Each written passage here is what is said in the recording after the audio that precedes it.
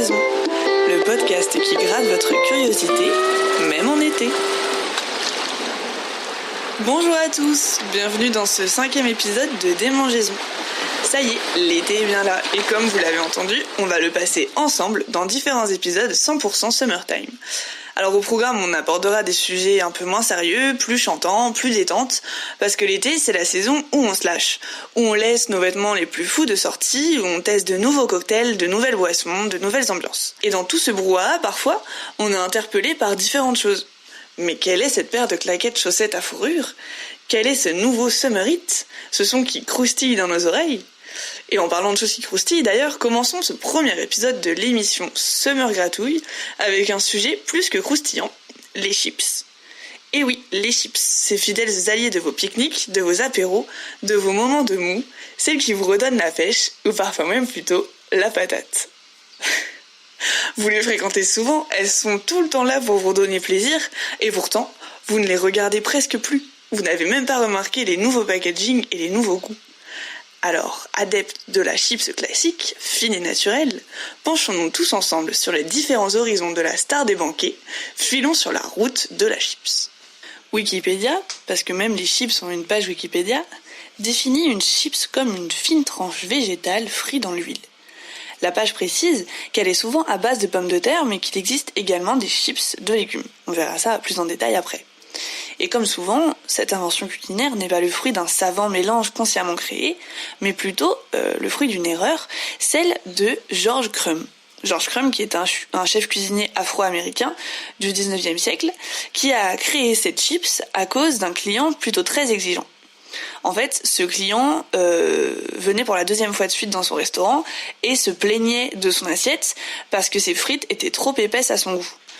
Alors énervé, le chef George Crumb décide non plus de tailler les pommes de terre, mais de les émincer en tranches très très fines, aussi fines que possible. Quelques minutes de friture, un peu de sel et le tour est joué. Et contre toute attente, ces copeaux de pommes de terre ont un véritable succès. George Crumb décide même d'en faire sa spécialité et de les inscrire sur sa carte. Donc elles deviennent vraiment une spécialité nommée en fonction du nom du village où vivait George Crumb, Saragota Chips. Donc voilà. Pour le nom de la chips. Mais malheureusement, étant donné que George Crumb était afro-américain et amérindien, donc pas trop ce qu'il faut être aux États-Unis au milieu du 19e siècle, il peut pas déposer de brevet aux États-Unis pour cette invention et donc il va se faire en fait retirer totalement la gloire de son invention. Et pourtant les chips deviendront vraiment un mets très prisé dans les années 1920, puisque un vendeur ambulant du sud des États-Unis, Herman Lay, crée une machine à chips. Et du coup, la demande de ces petits mets gourmets devient vraiment nationale. Donc à la base, les chips sont vendus en tubes, comme on peut avoir aujourd'hui avec les Pringles, sauf que cet emballage à l'époque pose problème, puisque les chips du fond récupèrent tout le gras et en fait sont beaucoup trop salées et beaucoup trop grasses. Donc c'est pas du tout pratique pour les chips. Elles sont pas très à l'aise. Du coup, on utilise un sachet hermétique, tout simplement en fait en joignant 2 feuilles de papier paraffiné, ce qui permet au sachet d'être hermétique et d'être fermé et de pouvoir perdurer la conservation de la chips.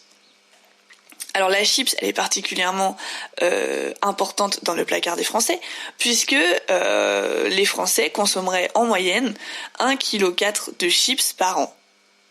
Donc ça paraît beaucoup, mais c'est pas énorme comparé à nos voisins européens. Les Irlandais sont les champions avec une consommation annuelle de 4,3 kg de chips par an, et les Anglais suivis avec 3,5 kg. Donc c'est quand même pas mal en termes de chips. Voilà. Voilà pour la petite histoire de la chips.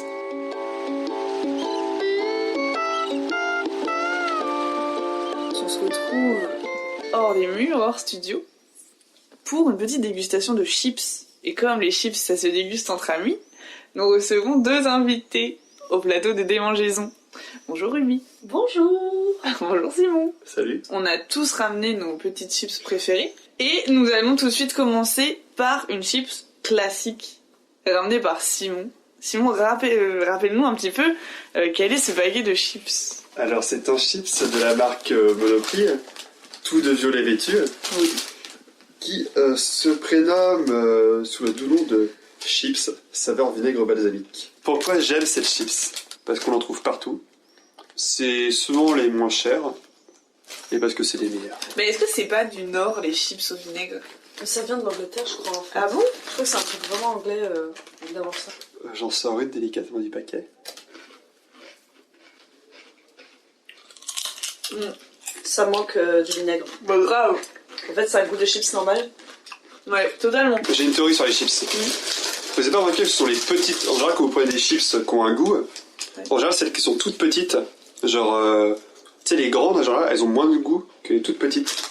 C'est le genre de chips que tu manges en soirée, et genre quand elles sont bonnes, parce que là, c'est pas le cas. T'en manges pas une seule, t'en manges le paquet entier, et à la fin, t'as la bouche mais en feu.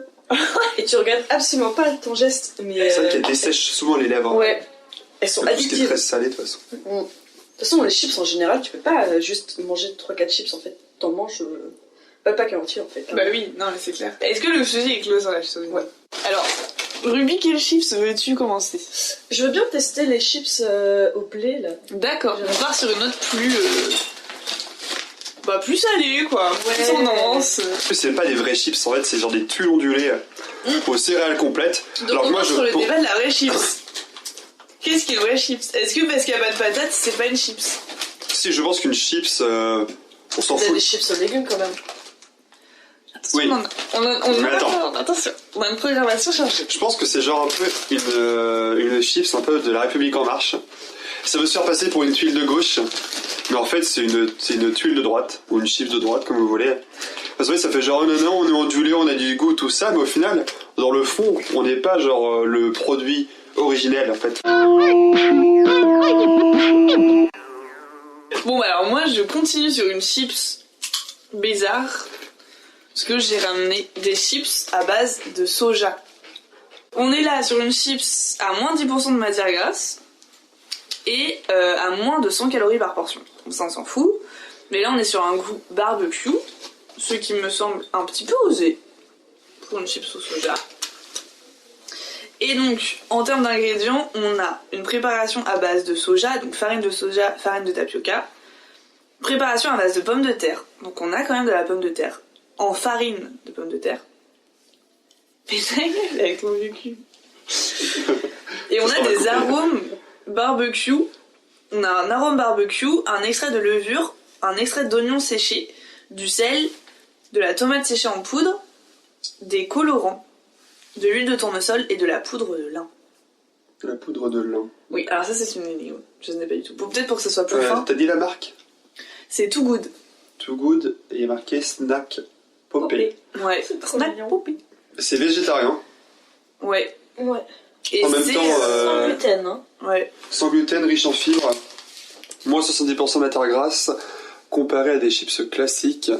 En Et par contre, un truc que je parenthèse. comprends pas, c'est genre pourquoi elles se disent végétariennes alors que une chip ça sera toujours Bah non, végétarienne. Parce que C'est des pas fois, t'as végétarien. des ajouts de... Bah, Ah, franchement, mais ça, je me posais la question tout à l'heure quand j'étais dans le magasin. Justement, quand t'es vegan, est-ce que tu peux te permettre de prendre des chips par exemple au barbecue? Et c'est Parce une que bonne question. c'est que des ajouts de goût Ouais. artificiels. Donc, oui, au mais sauf qu'il n'y final, a pas de viande dedans.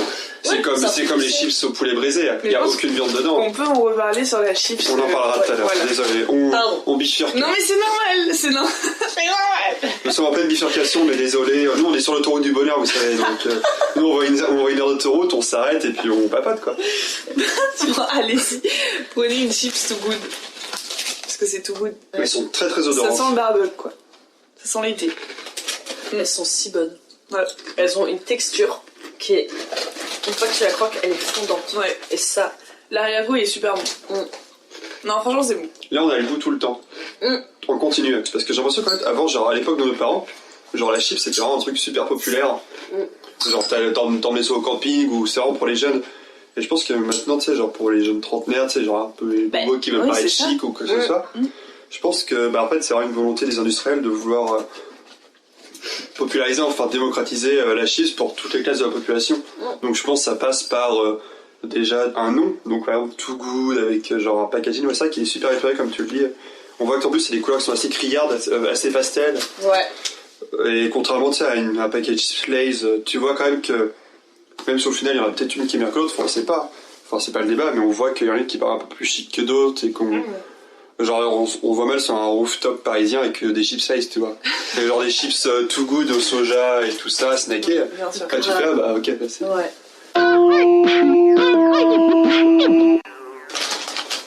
Bon, bah moi j'ai acheté en deuxième paquet, du coup, un truc un petit peu plus populaire, grand public. Un paquet de Lay's, donc la marque à mon avis la plus connue des chips. Ouais, avec les Pringles, je pense. Ouais, Maxi croquante pour un max de goût. Saveur sauce burger. Non mais attendez, pardon. Maxi croquante pour un max de goût. Yeah! America! Fuck yeah! Saveur sauce burger à l'américaine. Qu'est-ce que ça veut dire à l'américaine? Est-ce qu'ils ont une sauce burger quand même? Est-ce qu'ils ont mis un américain maintenant? Un gros lard? La composition elle est assez basique comme les autres en fait. Il y a quand même de la pomme de terre, huile végétale. Il n'y a pas d'huile de pomme encore. Ah, il y a du beurre. Donc c'est pas vegan. Il y a du beurre, ok. Du céleri, de la moutarde, pardon, du sucre, oignon, paprika, ail, chlorure de potassium, épices et herbes aromatiques et du sel. Un truc aussi, genre dans les épices et herbes. Qu'est-ce qu'ils mettent dans les épices et herbes? Ils peuvent mettre plein de trucs en fait. Genre dans épices. T'as 1 milliard de possibilités. Bah grave, c'est Donc on sait pas, genre. tellement varié. Et est-ce que vous êtes pour ou contre les chips avec les sandwichs? Ouais. Genre, est-ce que mettre des chips dans son sandwich? Franchement, moi je le faisais tout le temps au collège dans les sorties scolaires. Quand il y avait genre un pauvre sandwich jambon beurre, tu mets tes chips à l'intérieur. Ça rajoute. Ça ravive direct. Ah oui. Mais, bon, en vrai, en général, je sais pas, je fais pas tout le temps, mais ça rajoute un petit truc quoi. En soi, ça change pas le goût du sandwich, hein. C'est juste ça rajoute le côté croustillant quoi. Mais oui, moi je suis pour. Moi je valide tout à fait. En même temps, moi, vu ce que je fais avec les chips, je peux pas trop me permettre de dire non.